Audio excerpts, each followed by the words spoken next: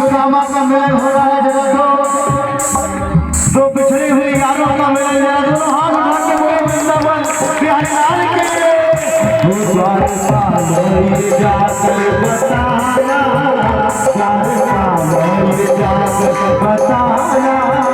आया लक्ष्मण का यार सुदामा बताना आया लक्ष्मण का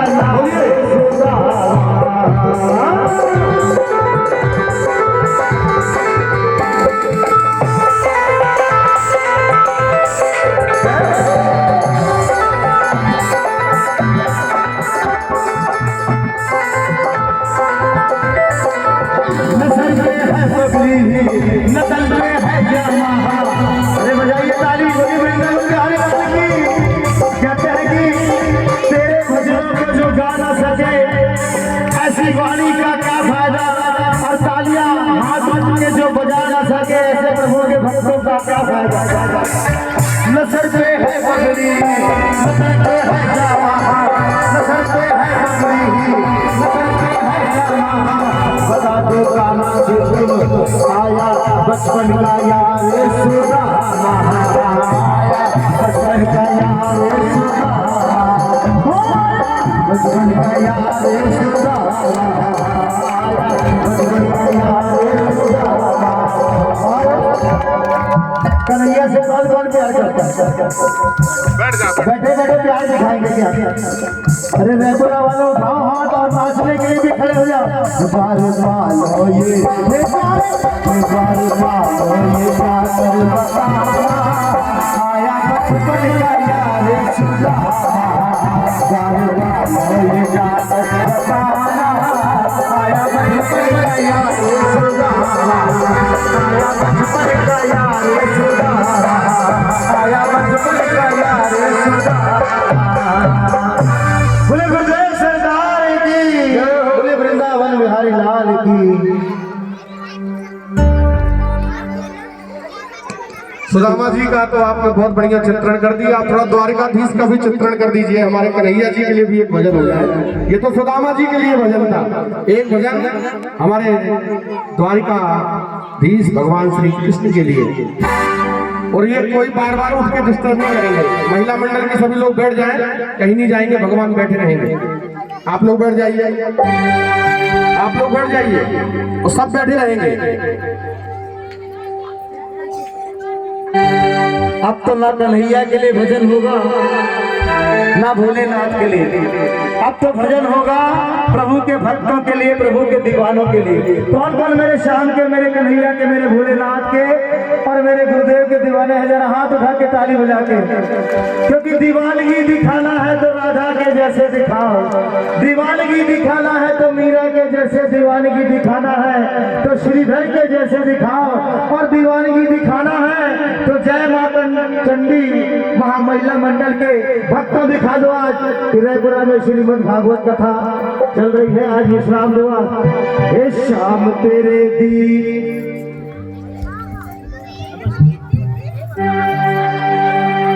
हे श्याम तेरे दीवाने,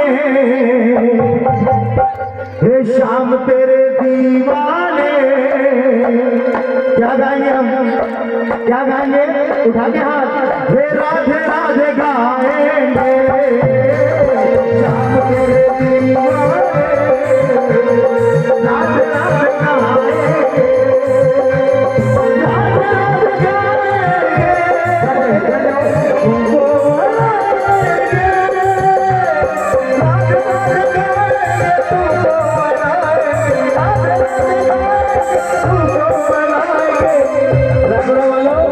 राधे राधे और शाम तेरे दीवाने, शाम तेरे दीवाने।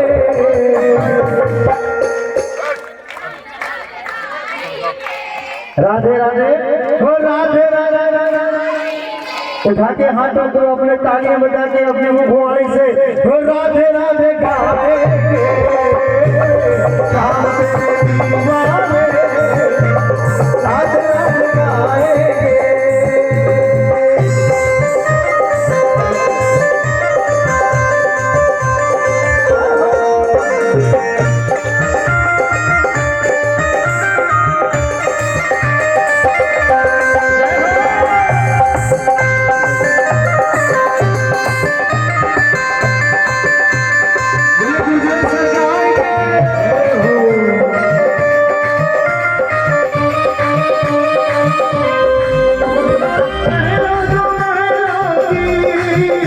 हमें तो परवाह लगी, हमें तो परवाह लगी। और कौन वृंदावन चलेगा, कौन बरसाने जाएगा। उठा के हम तो बरसाने में। और आदरणीय गुरुदेव श्री के पिता श्री भी एक बार हाथ उठा दे। और हमारे साथ मुझे अपने साथ लाने वाले हमारे बड़े भाई आदरणीय बल्लू ग्रोवर जी, बिट्टू शर्मा जी और मनीष महाराज जी, आप भी एक बार हाथ उठा दे। हम तो बरसाने में, हम तो बरसाने में छुट्टियां बनाएंगे, हम तो बरसाने में छुट्टियां बनाएंगे, हम तो बरसाने में छुट्टियां बनाएंगे।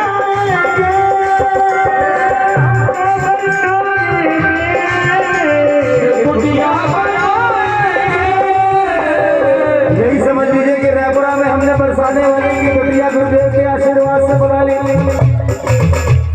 हम तो बरसाने रात तेरे दीवाने, शाम तेरे भोले तेरे भोले तेरे गुरुदेव दीवाने। राधे राधे और जोर से सुनाई दिया, राधे राधे और जोर से पीछे वालों, राधे राधे ओ राधे राधे गाएंगे, शाम तेरे दीवाने, हम राधे राधे गाएंगे।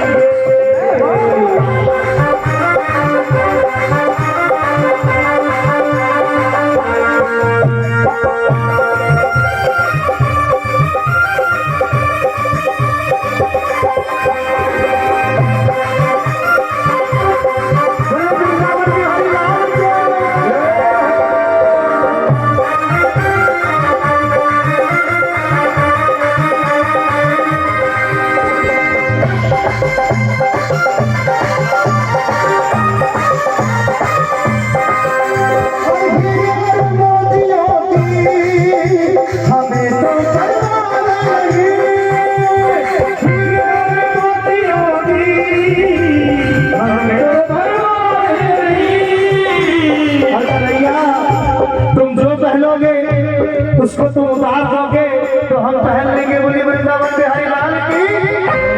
हम तो तेरी कतरनी को, हम तो तेरी कतरनी को सीने से लगाएंगे, हम तो तेरी कतरनी को सीने से लगाएंगे।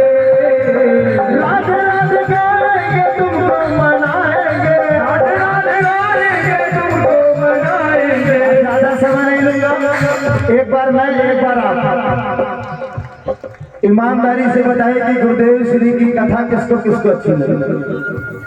देखिए हो सकता है कल से ये पंडाल, परसों से ये जगह सुनसान हो जाए। ऐसे यादगार बनाए, 10 मिनट के लिए हाथ उठाए। जब हाथों में दर्द होगा, जितने दिन दर्द रहेगा उतने दिन एहसास होगा कि हमने गुरुदेव श्री की कथा सुनी। यहाँ तो हजारों भी नहीं है, वहाँ तो सैकड़ों कल करोड़ों ने महाकुंभ में स्नान किया। 2 मिनट के हाथ उठाए और आंखें बंद करें, ये समझ लीजिए हमने कुंभ में डुबकी लगा ली, त्रिवेणी घाट में डुबकी लगा ली और राधे राधे हे राधे राधे गाएंगे, शाम तेरे दीवाने।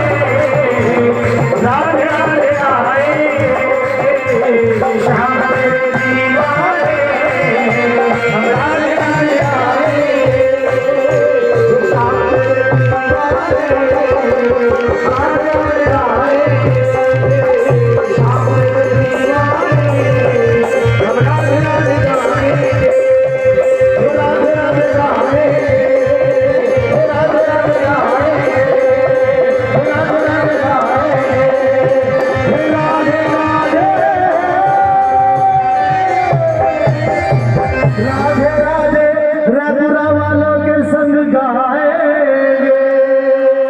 बोले गुरुदेव सरकार की, बोले वृंदावन बिहारी लाल की। परम श्रद्धेय गुरुदेव श्री के चरणों में कोटि कोटि बारंबार नमन करते हुए जय जय श्री राधे, जय जय श्री राधे। बोलिए बांके बिहारी लाल की जय हो। इसी सभा में बैठ जाइए। आरती के समय एक और सुनेंगे इनका, और अब फिर से चलते हैं द्वारिका। बोलो द्वारिकाधीश भगवान की जय हो। उस पावन नगरी द्वारिका में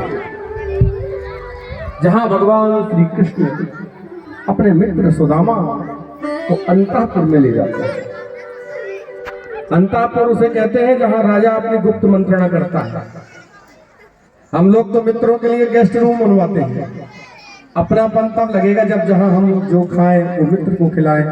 हम जो जैसा जीवन परिवेश में, जिस देश में, जिस परिवेश में रहें, भगवान को, अपने ईश्वर को, अपने मित्र को वहां रखें।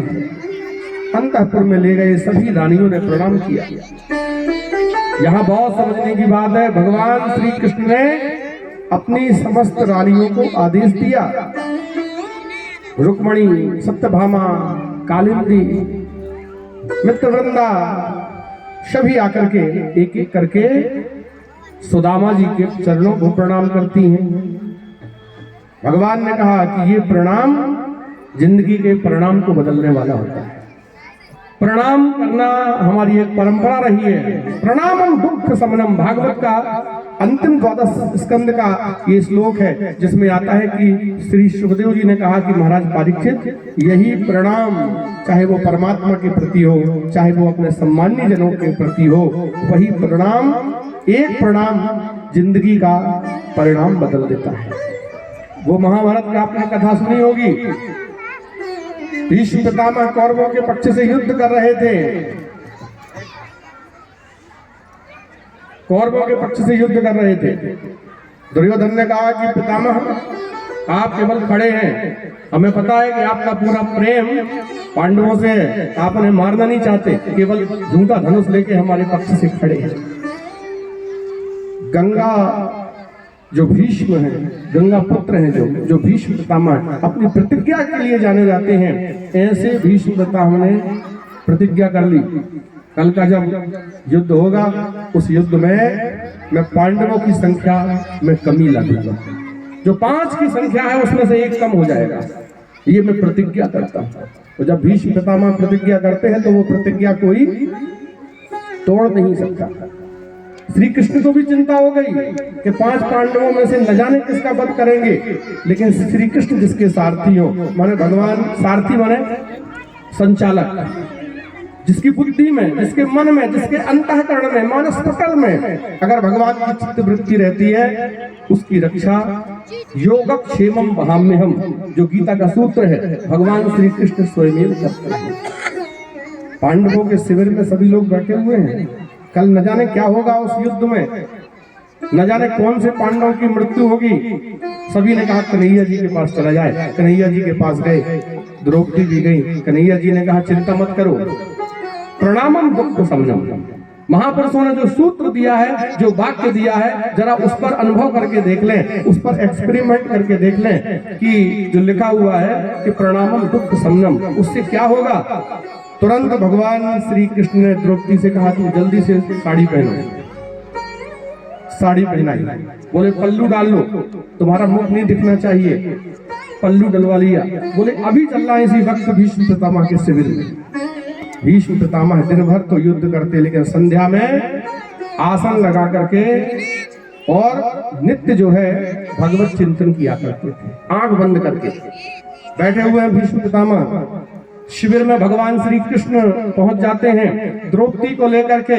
अब जब वो पदत्राणम समासरेत यत्तम शिवरम समासरेत, भागवत में लिखा है कि जब द्रौपदी अपने पदत्राण में चप्पल पहन करके चलने लगी तो उसकी चरणों से उस चरण पादुका की आवाज आती है। भगवान श्री कृष्ण ने कहा, अरे हम बहुत महत्वपूर्ण कार्य को जा रहे हैं, ये तुम्हारी ध्वनि कोई न समझ जाए कि तुम जा रही हो। तो भगवान श्री कृष्ण ने द्रौपदी की चप्पल को अपने बगल में ले लिया, बोले अब चलो तुम्हारा काम बनाना है।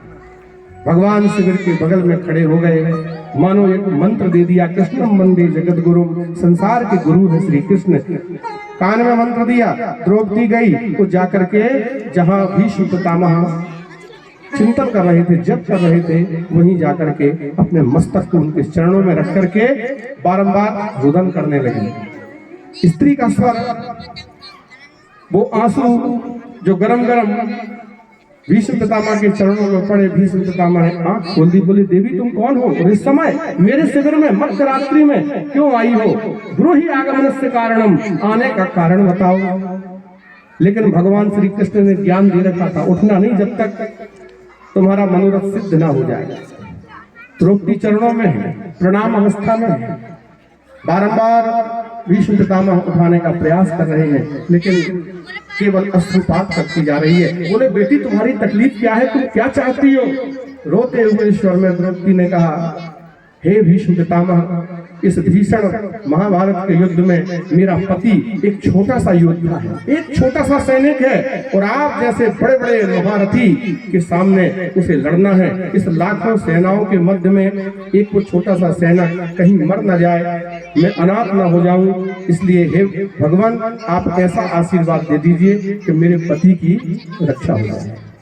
अब भीष्म पितामह थोड़ी जानते हैं कि ये कौन है, कि ये द्रौपदी है कि कोई और है।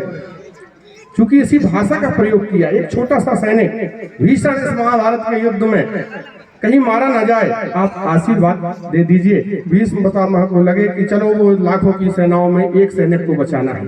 बेटी, ये भीष्म पितामह तुम्हें वरदान देता है कि तेरा सौभाग्य रहेगा, कल तेरा कोई घटना नहीं घटित होगी, जाओ अखंड सौभाग्यवती भवा, और आशीर्वाद दे दिया कि सौभाग्यवती हो जाओ। जैसे ही सौभाग्यवती का वरदान मिला, द्रौपदी खड़ी हो गई, खड़े होकर के पल्लू अलग किया, बोले बस पितामह आपसे यही आशीर्वाद चाहिए था, आपने चूंकि संकल्प लिया था कि कल मैं एक पांडव को कम कर दूंगा, कोई भी पांडव मारा जाएगा तो मेरा ही पति मारा जाएगा। भीष्म पितामह मुस्कुराए, बोले ये इतना दिमाग तेरा नहीं चल सकता। तब तक द्वारिकाधीश बाहर से अंदर प्रवेश करते हैं शिविर में। पितामह को प्रणाम, पितामह को प्रणाम। भगवान को प्रणाम करने पर भीष्म पितामह हंसने लगे, बोले कन्हैया मैं जानता था कि जिस शिविर में तुम रहते हो, यत्र योगेश्वरः कृष्णः यत्र पार्थो धनुर्धरा, गीता का ये श्लोक इसी परिप्रेक्ष्य में लिखा गया है। यत्र योगेश्वरः कृष्णो, यत्र योगेश्वरः कृष्णो यत्र पार्थो धनुर्धरा, तत्र श्री विजयो भूतिर ध्रुवा नीतिर मतिर्ममः। जहाँ योगेश्वर कृष्ण जैसे सारथी जिसके जीवन में रहते हैं, सारथी माने परम गुरु, कृष्णम वंदे जगत गुरु, परम शक्ति, परम आराध्य, परम कर्मयोगी पुरुष जिस व्यक्ति के जीवन में होते हैं, निश्चित ततो जयः, वहां जय ही जय होती है। द्रौपदी ने प्रणाम किया। इस कथा को महाभारत की यही रोकिए, केवल सूत्र पर चलिए जो सुखदेव जी ने महाराज परीक्षित को पावन भागीरथी के तट पर दिया। प्रणामम दुख समनम, एक प्रणाम जीवन के परिणाम को बदल देता है। जरा चिंतन करना, आज की परंपरा प्रणाम में कितनी बदल गई।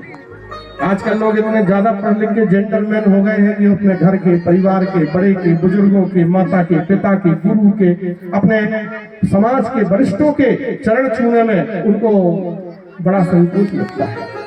पहले चरण छूते थे, अब घुटने छूने लगते, कुछ दिन के बाद गला छूएंगे।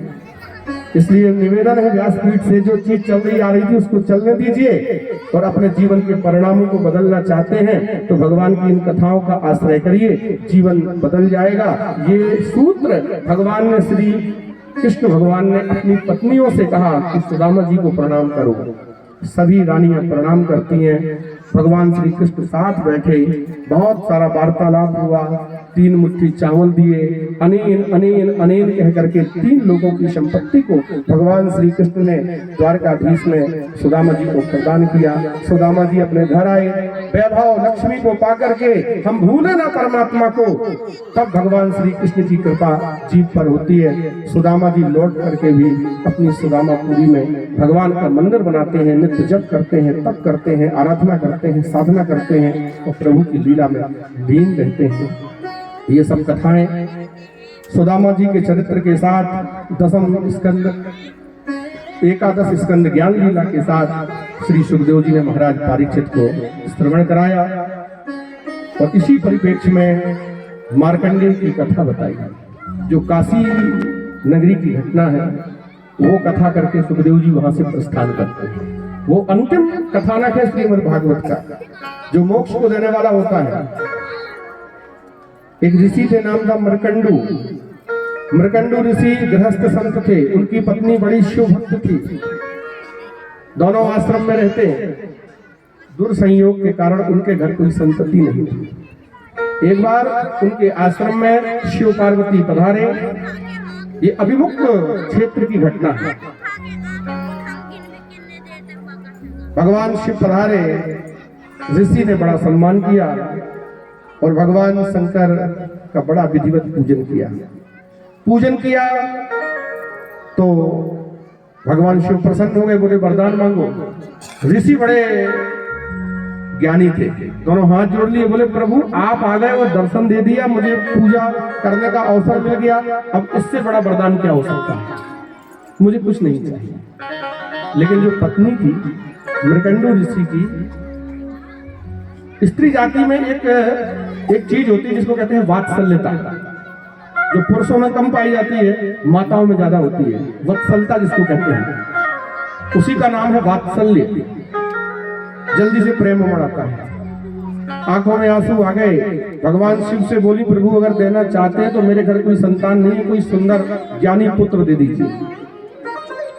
भगवान शंकर ने कहा कि देखो तुम्हारी कुंडली में और तुम्हारे प्रारब्ध में लिखा है कि तुम्हें संतति का सुख कम प्राप्त होगा। ऋषि पत्नी तुम इसे भूल जाओ।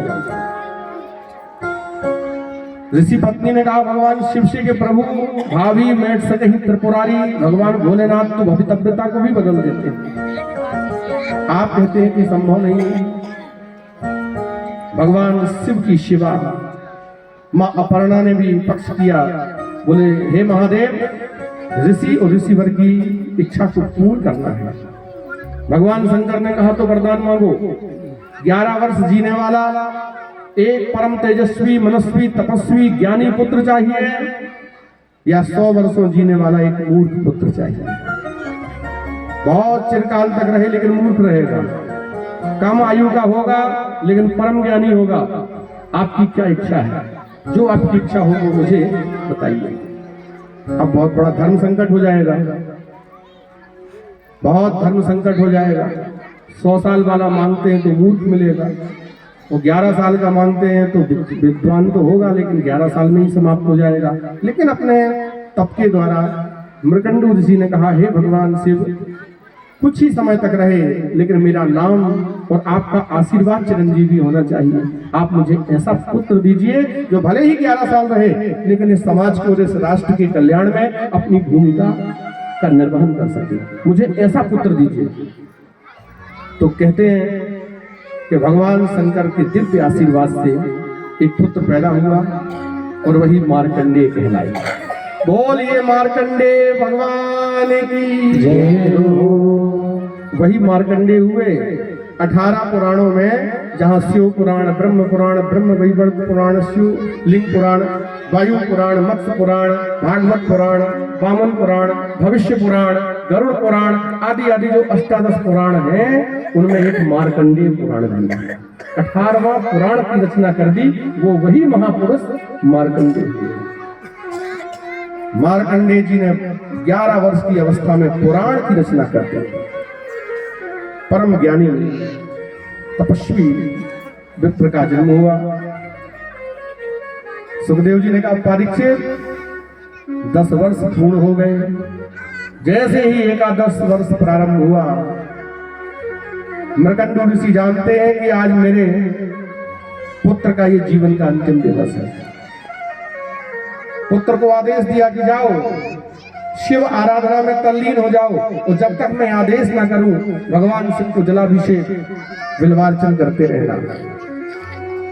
पिता की आज्ञा मान करके मार्कंडेय जी जो किशोर अवस्था के हैं, 11 साल के हैं, अभिमुक्त क्षेत्र में, माने अभिमुक्त क्षेत्र काशी में है, सानंद मानंद बने वसंतम आनंद कंदम हत पाप वृंदम। वो अभिमुक्त क्षेत्र जो है काशी है, वहां जाकर के गंगा जी के घाट पर वर्तमान समय में वाराणसी से 24 किलोमीटर दूर जौनपुर वाले मार्ग में स्थान है मार्कंडेय महादेव। वहां गंगा जी के तट पर जाकर के तप करने लगे। भगवान का शिवालय है, बिल्वार्चन करने का संकल्प लिया। एक एक बिल्पत्र त्रिदलम त्रिगुणाकारम त्रिनेत्रम च त्रियायुधम त्रिजन्म पाप संहारम बिल्वपत्रम शिवार्पणम ओम नमः शिवाय कह करके मार्कंडेय जी ने बिल्पत्र चढ़ाना प्रारंभ किया। धीरे धीरे धीरे समय निकलता जा रहा है, मृत्यु का समय आ गया। तो जब उनकी मृत्यु का समय आया तो कहते हैं कि यम के दूत यम पास लेकर के मार्कंडेय के पास पहुंच गए। जैसे ही पहुंचे, बालक उठो, तुम्हारा समय पूरा हो गया, अब तुम्हारी मृत्यु का समय आ गया है, अब तुम्हें हमारे साथ चलना है। क्योंकि पुराणों के मनीषी थे, पुराण के वेदता थे, ज्ञानी थे, कोई डर नहीं है मृत्यु से। मुस्कुराते हुए बोले स्वागतम, मेरी मृत्यु आ गई, बहुत अच्छा रहा, भगवान की शिव पूजा करते करते मेरी मृत्यु हो गई, मैं चलने को तैयार हूं, लेकिन हे काल मुझे कुछ समय और दे दीजिए जिससे कि मैं अपना ये पूरा अनुष्ठान पूरा कर लूं। जो मेरी पिता की आज्ञा है कि मैं 1.25 लाख बेलपत्र चढ़ा के ही घर जाऊं। अब मेरा घर जाने का समय नहीं है, तो कम से कम 1.25 लाख बेलपत्र तो चढ़ा दूं।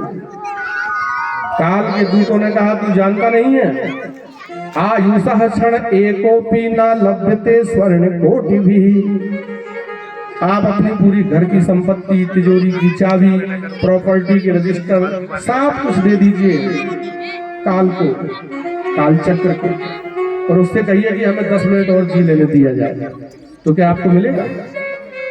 एक क्षण भी अतिरिक्त मिलने वाला नहीं है। इसलिए बालक जिद को छोड़ और मेरे साथ चल। मार्कंडेय ने कहा मैं भगवान शंकर की पूजा पूरी किए बिना तो भी नहीं सकता। यमदूतों ने काल से जाके कहा, काल ने कहा इतनी हिम्मत, इस काल चक्र को भी वो बदलने वाला है बालक, मैं चलता हूं। तो काल प्रकट हो गए, दोनों हाथों से पकड़ के उसे उठा करके ले जाना चाहा। तो जैसे ही उन्होंने उठाया तो कहते हैं सुखदेव जी कि हे महाराज परीक्षित, उस समय उस बालक ने भगवान शंकर को दोनों हाथों से पकड़ लिया। कोई चित्र देखा होगा आपने, एक बालक के पूजा करते हुए और चित्र को भगवान शंकर को पकड़े हुए हैं। ये वही मार्कंडेय जी है। पकड़ लिया और पकड़ने के बाद बोले शिव शिव शिव, और कहते हैं कि उसी समय भगवान शिव प्रकट हो गए। भगवान शंकर प्रकट हुए, बोले ये बालक कहीं नहीं जाएगा। काल ने कहा मैं काल हूं, तब भगवान शंकर ने कहा मैं कालों का काल महाकाल हूं। बोलो महाकाल भगवान की। बोले अब मैं ये आशीर्वाद देता हूं, मैं ब्रह्मा की बनाई हुई जो सृष्टि है नियति को बदलने में सक्षम हूं, क्योंकि मैं महादेव हूं। मैं इस काल इस चक्र के परे हूं, इसलिए मैं काल से भी परे महाकाल हूं। मैं इस नियत कृत नियम रहता हूं, इस नियति से भी परे जीवन जीता हूं और भक्तों को और साधक को आशीर्वाद देता हूं, इसलिए मैं महाकाल हूं। मैं एक पशुओं का भी नाथ हूं, इसलिए मैं पशुपतिनाथ हूं। मैं एक भूतों का भी नाथ हूं, इसलिए भूतनाथ हूं। और मैं देवों का भी नाथ हूं, इसलिए देवादिदेव महादेव हूं। इसलिए मैं सर्वोच्च संसार का काल हूं, मैं ही महाकाल हूं। भगवान शंकर ने अपनी परिभाषा बताई। काल डर गया और बोले अब मेरा पावर सुन। काल जो मेरी पूजा करता है, मेरे शंकर जी को बनाता है, नित्य शंकर जी की पूजा करता है, जो भगवान शंकर का नित्य ध्यान करता है, सदैव स्तवन करता रहता है, उसे काल से भी डरने की कोई आवश्यकता नहीं, वो मेरा परम भक्त हो जाता है। जिस प्रकार प्रधानमंत्री को पूरा पावर होता है, देश को चलाने में न चलाने में क्या करना है, पूर्ण पावर होता है, लेकिन एक पावर होता है राष्ट्रपति के पास, किसी को फांसी भी दे दे कोर्ट तो, लेकिन अगर चाह ले राष्ट्रपति, उस पावर का नाम है महाभियोग। वो महाभियोग प्रक्रिया के द्वारा उसकी फांसी को भी टाल दिया जाता है। वैसे ही भगवान शंकर के पास सर्वोच्च पशुनाम पति, अगर राष्ट्रपति के पास ये पावर है तो वो किसी की फांसी डाल सकता है। तो जो जगतपति है, वंदे जगत कारणम वंदे देव उमापतिम सुरगुरुम वंदे जगत कारणम वंदे पन्नग भूषणम सुरपतिम वंदे पशुनाम पतिम, वो विश्व संसार के वो जो भुवन पति हैं, जो विश्वनाथ हैं, जिनका नाम है विश्वनाथ।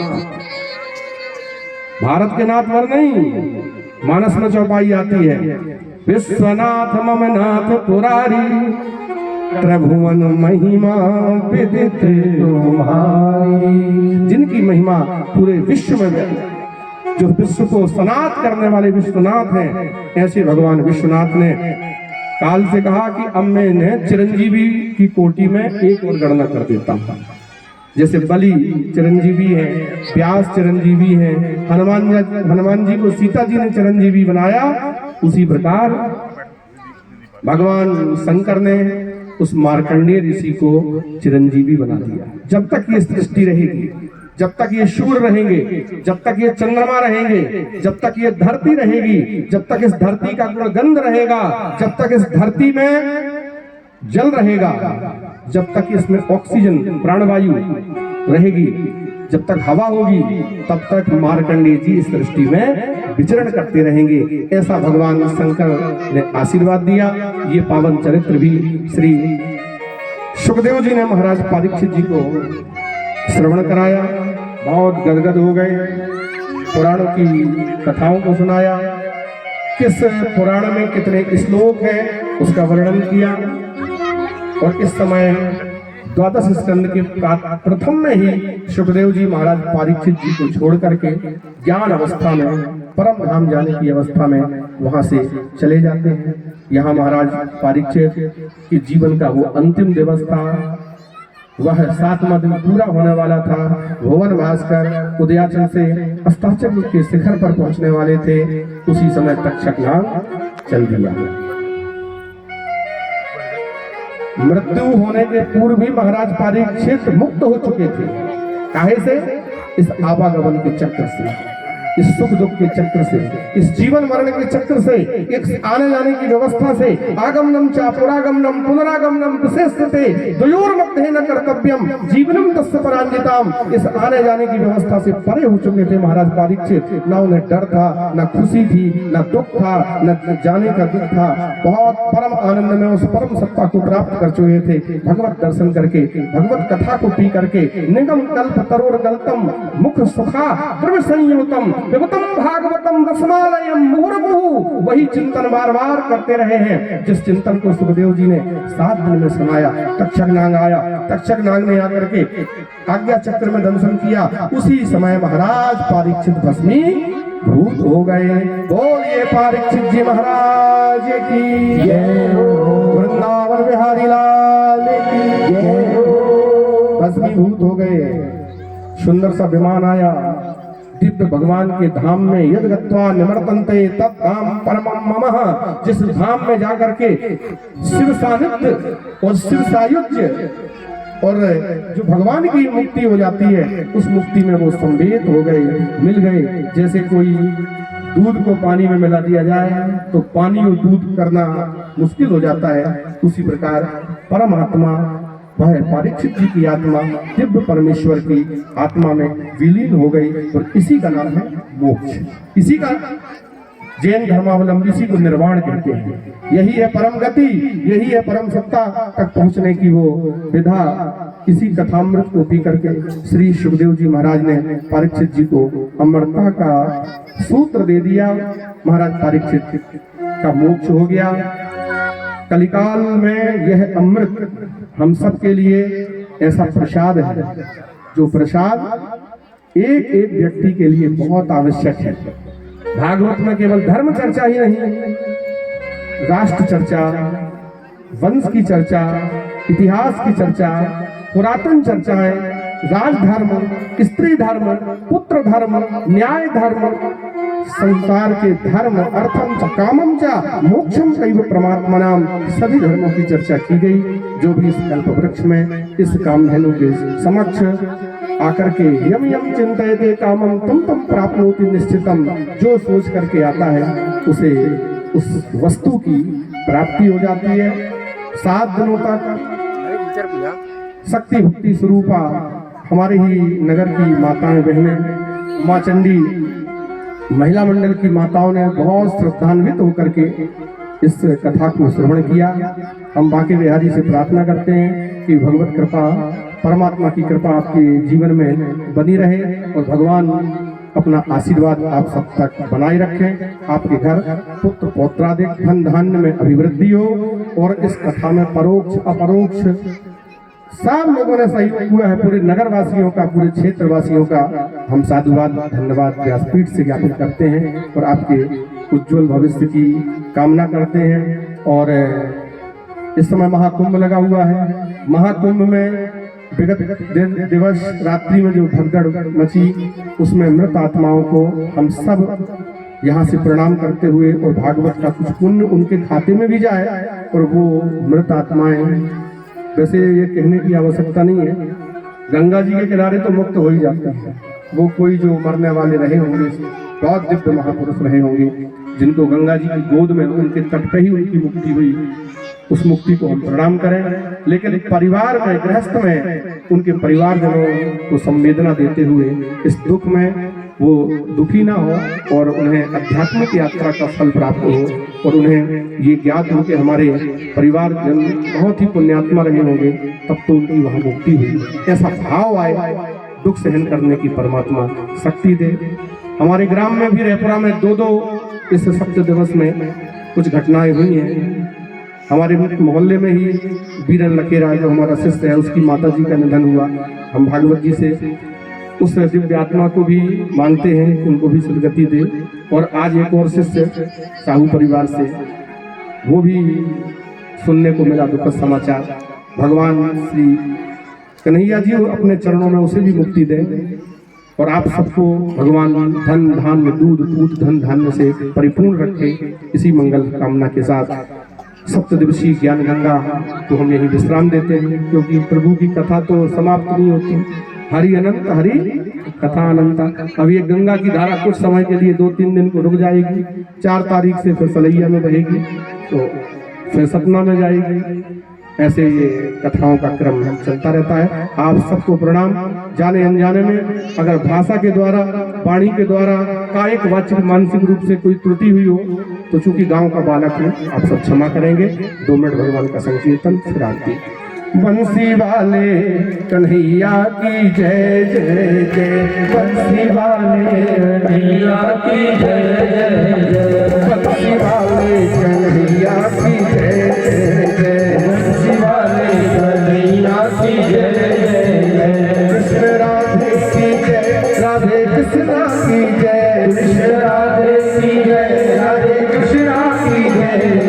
देखो अब ये बंसी कब बजेगी भगवान की, दोनों हाथों को उठाते हुए पूर्ण आनंद में खोते हुए सभी लोग गाएंगे। मेरे भागे बिहारी की जय जय, मेरे भागे बिहारी की जय जय, मेरे भागे बिहारी की जय जय, मेरे भागे बिहारी की जय जय। कृष्ण राधे की जय, राधे कृष्णा की जय, कृष्ण राधे की जय, राधे कृष्णा की जय, कृष्ण राधे की जय, राधे कृष्णा की जय, कृष्ण राधे की जय, राधे कृष्णा की जय। मेरे भागे बिहारी की जय जय, मेरे भागे बिहारी की जय जय, मेरे भागे बिहारी की जय जय, मेरे भागे बिहारी की जय जय।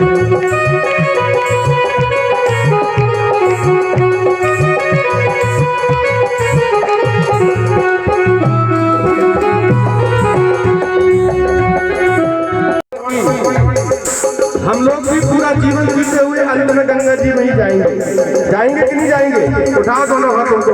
गंगा मैया की जय, यमुना मैया की जय, गंगा मैया की जय, गंगा मैया की जय, यमुना मैया की जय, गंगा मैया की जय, यमुना मैया की जय। मेरे प्यारे मेरे प्यारे मेरे प्यारे कन्हैया की जय, मेरे प्यारे कन्हैया की जय, मेरे प्यारे कन्हैया की जय, मेरे प्यारे कन्हैया की जय।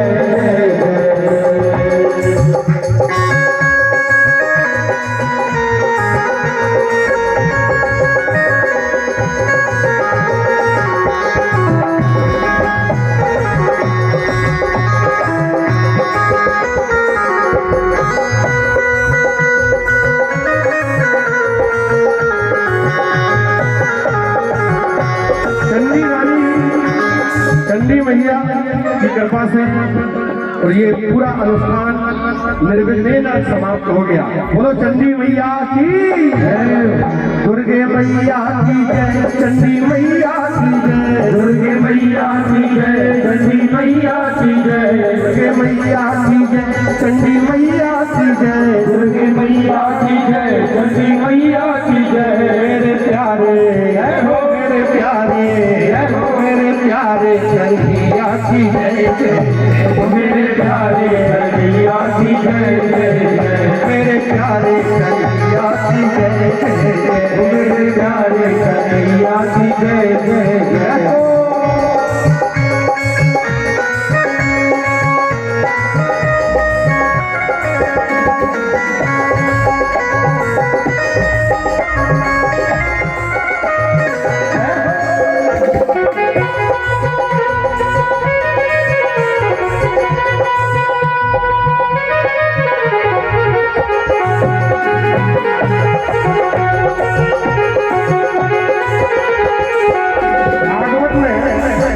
सुखदेव जी ने राजा परीक्षित को भागवत सुनाई तो एक मानस पूजा के विषय में बताया। आप लोग जानते हैं मानस पूजा क्या होती है? कभी कभी अगर सामग्री उपलब्ध ना हो, आप स्नान करके बैठ जाएं, ध्यान अवस्था में जाएं और ऐसा विचार करें कि मेरे सामने भगवान शिव बैठे हैं, रत्न कल्पित महासनम हिम जलई। अब जल वल पास में नहीं है, ये सोच लो कि हमने एक रत्न जलित सिंहासन में भोले बाबा को बिठाला और जल चढ़ा रहे हैं। तो जल कैसा? हिम जलई। हिमालय के कुंड से जल लेकर के मेरा मन लाया और मैंने शंकर जी को चढ़ाया। रत्न कल्पित महासनम हिम जलई प्राण शरीरम ग्रहम। और ये मेरा प्राण, मेरी पूरी इंद्रियां, मेरे पूरे शरीर के अंग भगवान की सेवा कर रहा है। बेलपत्र चढ़ा रहा हूँ, मैं मलयाकर चंदन को चढ़ा रहा हूँ, मैं गंगा जल चढ़ा रहा हूँ, अब मैं समुद्र का भी जल चढ़ा रहा हूँ, अब मैंने सोने की बेलपत्र भी चढ़ाई, अब मैंने कमल भी चढ़ा दिया, अष्टदल कमल भी चढ़ा दिया। ऐसी पूजा करने से भी हमें उस पूजा का लाभ प्राप्त होता है। ये सुखदेव जी ने परीक्षित जी को तृतीय स्कंद में पहले दिन की कथा में बताया था कि इस प्रकार मानस पूजा होती है। तो प्रयागराज की मैं एक बार फिर आपसे अपील कर दूं, जब तक आगामी प्रशासन ने कोई सूचना ना मिले, बहुत सारे लोग ऐसे हैं जो जा रहे हैं प्रयागराज अपने शरीर का, अपने परिवार का ध्यान रखते हुए। सवेरे उठ के जब कमरे में कोई न रहे, आंख बंद करके नाक पकड़ के और 3 बार उठक बैठक लगाना है और कहना जय गंगा मैया, जय यमुना मैया, और ज्यादा हो तो गुनगुनाते रहिए कि बस यही है हमारी प्रयाग नगरी जो संगम में बसने वाली है। यहीं से हमें मानसिक आशीर्वाद गंगा जी का मिले। ये मानसिक पूजा है, हास्य की बात नहीं है। आप जब योगी लोग करते हैं मानसिक पूजा, जो साधना में लीन होते हैं, तो वो जरूर मानसिक पूजा करें, आपको गंगा स्नान के बराबर का फल मिलेगा। ये मेरी बात नहीं है, ये कल रात्रि में ये बात मलुक पीठाधीश्वर स्वामी राजेंद्र दास जी महाराज ने धर्म संसद में ये अपनी बात रखी थी और शंकराचार्यों ने इस बात की पुष्टि की है कि मानस पूजा का ये फल प्राप्त होता है। इसलिए सब लोग चंडी मैया के इस धर्म पंडाल में धर्म मंच के सामने आओ, सबको गंगा जी नहवा देते हैं एक बार और प्रयाग नगरी ले चलते हैं। बोलो प्रयागराज तीर्थ क्षेत्र की जय। तो बोलो, तब तो गंगा जी प्रसन्न होंगी। बोलो यमुना महारानी की। हो जहाँ गंगा मैया जहाँ यमुना मैया, जहाँ गंगा मैया जहाँ यमुना मैया, जहाँ त्रिवेणी धारा बहे धीरे धीरे, प्रयाग नगरी बसे संगम के तीरे, बसे संगम के तीरे, बसे संगम के तीरे, प्रयाग नगरी बसे संगम के तीरे, प्रयाग नगरी बसे संगम के तीरे।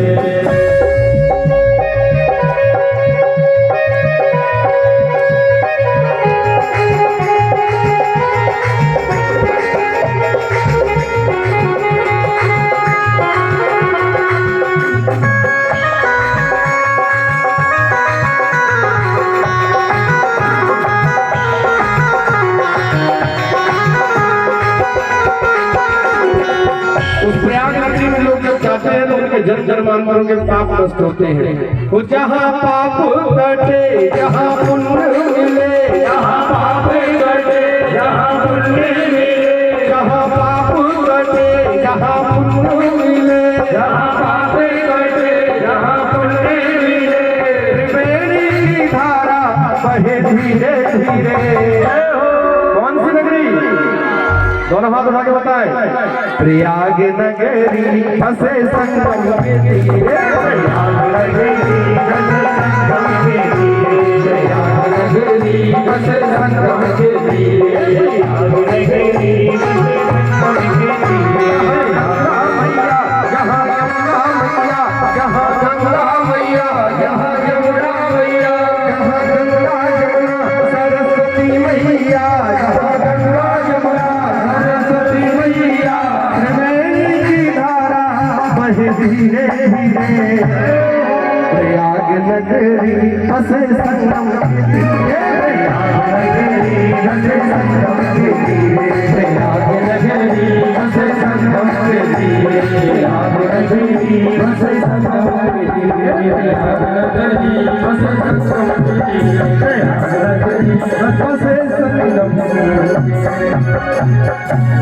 वृंदावन बिहारी लाल की श्री राधे। भाई जन्म दिवस है तो पूरे चंडी मढ़िया मोहल्ले की ओर से मैं उन्हें उनके जन्मदिन की मंच के माध्यम से बहुत बहुत बहुत बहुत बहुत बहुत बधाई देता हूं। जोरदार तालियों से स्वागत कीजिए प्रदीप शर्मा जी का, एवं उन्हें आमंत्रित करते हैं कि वो मंच पर आए और गुरुजी से आशीर्वाद प्राप्त करें। और हमारे ही बीच के हमारे ही बड़े भाई उजियार भैया वेलकम टेंट हाउस जहां कहीं भी हैं, माल्यार्पण द्वारा प्रदीप भैया का स्वागत करें। श्री उजियार भैया जी।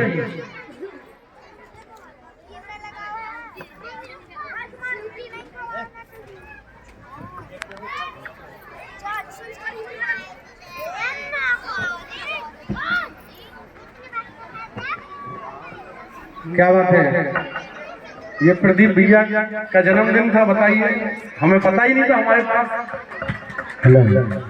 क्या बात है, बहुत बढ़िया। दीर्घजीवी रहे आप और भगवान आपको दीर्घायु प्रदान करे। एक बात आपको बता दें, ये एक ऐसे व्यक्तित्व है कि जब मैं पहली बार व्यासपीठ में बैठा था उस समय भी ये साक्षी थे, और आज तक इनका हमारा बड़ा प्रेम चलता है। बहुत हमारे जय मां चंडी साउंड सर्विस के संचालक राहुल उजीर जी, राहुल उजीर आजा मंच पे।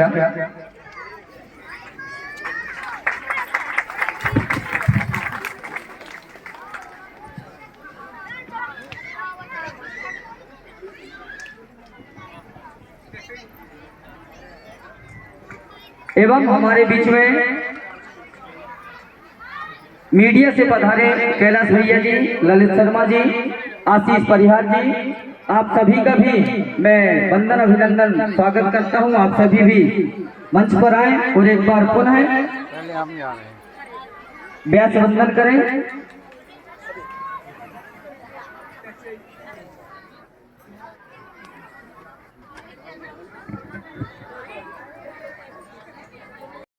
कैलाश सिंह जी, ललित शर्मा जी, आशीष परिहार जी।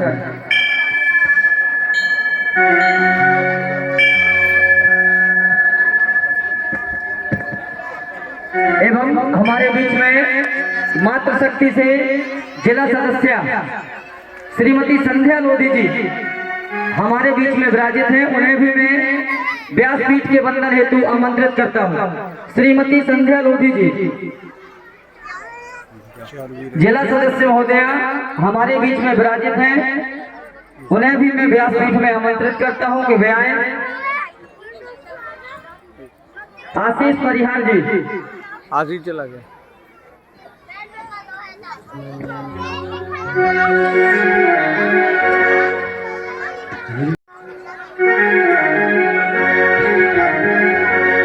बोले वृंदावन बिहारी लाल की, श्रीमद् भागवत महापुराण की। ओम चंद्रनाथ सोनी, ओम जय जगदीश हरे, स्वामी जय जगदीश हरे।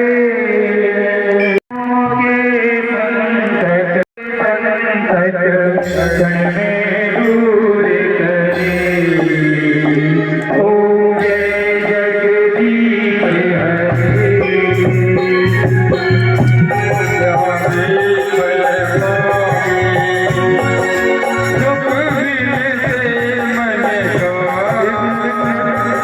चावल ना फेंके। कौन बता गया कि चावल फेंक के चढ़ाए जाते हैं? एक दिन ना मिले तो दिक्कत हो जाएगी। चावल कभी फेंके नहीं जाते, अक्षत के रूप में 2 दाने चढ़ाए जाते हैं। कोई चावल ना फेंके, केवल आरती करें। दोनों हाथ उठाए, जय जगदीश हरे, जो ध्यावे पद पावे, दुख मिलते मन का। हो स्वामी दुख मिलते मन का, दुख संपत्ति घर आवे, दुख संपत्ति घर आवे। क्या में सुंदर घर आवे, श्याम सुंदर घर आवे, सच में कीर्तन का। ओ जय जगदीश हरे, मात पिता तुम मेरे, शरण गहु मीते। ओ स्वामी शरण गहु मैं किसकी, तुम्हें भी और न दूजा, तुझे और न दूजा। आस करूं किसकी, ओ जय जगदीश हरे। तुम पूर्ण परमात्मा,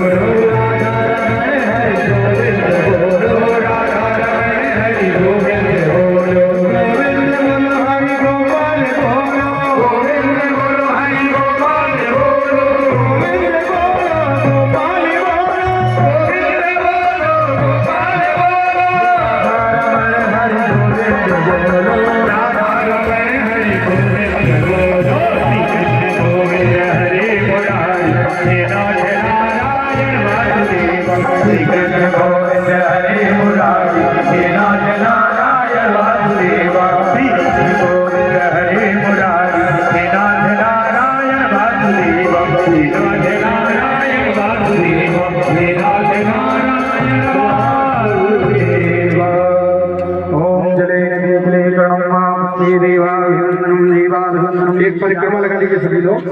ओम यज्ञ यज्ञमय देवास्तानि धर्माणि प्रथमान्य संज्ञाते राटम महिमाना सचंत जग्र पूर्वे साध्याः सन्ति देवाः मंत्र पुष्पांजलिं समर्पयामि। बोलो वृंदावन बिहारी लाल की जय। धर्म की अधर्म का प्राणियों में विश्व का कल्याण हो। हर हर महादेव।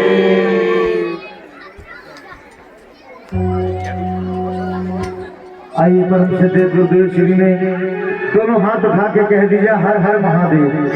तो आइए बोलिए हर हर महादेव। हे शिव समान दाता नहीं अब विपद निवारण हारे, अब लज्जा मोरी राखियो शिव नंदी के असवार। बोले हर हर महादेव। और एक एक करके महिला मंडल के सदस्य हैं अन्नी भाई। लहरे शिव शिव लहरे सब गाइए अगर बम बम लहरे, अगर बम बम लहरे, अगर बम बम लहरे, अगर बम बम लहरे। शिव शिव लहरे बम लहरे शिव शिव लहरे सब गाइए बम बम लहरे, अगर बम बम लहरे, अगर बम बम लहरे, अगर बम बम लहरे।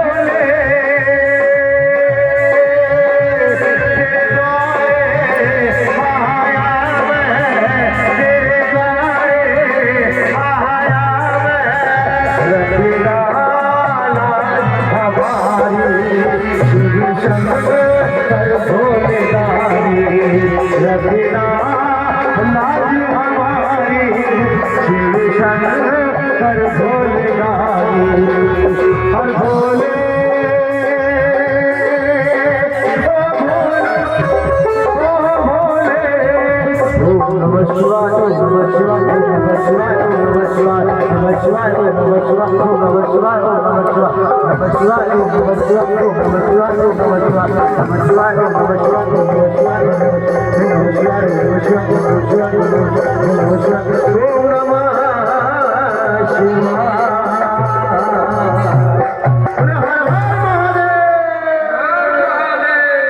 दोस्तों जय श्री कृष्ण। मैं कैलाश सेन श्रीमद् भागवत कथा के अंतिम दिवस पर आपसे विदा लेता हूँ। इसी प्रकार के धार्मिक आयोजन एवं अन्य खबरों के लिए हमारे चैनल को अभी सब्सक्राइब करें। अपना ख्याल रखें, सुरक्षित रहें। शुभ रात्रि।